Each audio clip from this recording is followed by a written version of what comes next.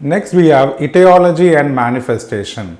What is etiology? The underlying cause. Manifestation is a result of that actual disease. Take for instance a patient who has developed a nephropathy because of his long-standing diabetes mellitus. So this is a case of a diabetic nephropathy. The kidney failure or the kidney disease is because of the patient's long-standing or chronic disease, which is diabetes. Diabetes here is a underlying disease and nephropathy is a manifestation code or the manifestation of diabetes.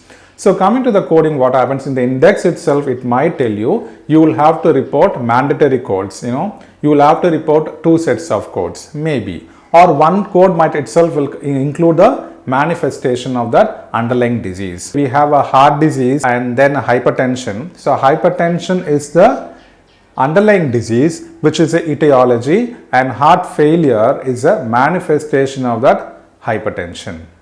So we have certain rules in the reporting. Either one primary code itself might contain both the etiology and the manifestation, or you might have to report the etiology, the cause of the disease, separately.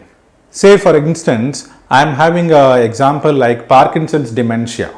Dementia is a manifestation and the etiology is Parkinsonism. I will have to code the underlying disease, which is Parkinsonism, and then dementia. So if you go to the dementia index tabular list inside, what it shows is like before coding dementia, it would say code first the underlying disease, which is a Parkinsonism or Alzheimer or encephalopathy or Wernicke syndrome, whatever it is.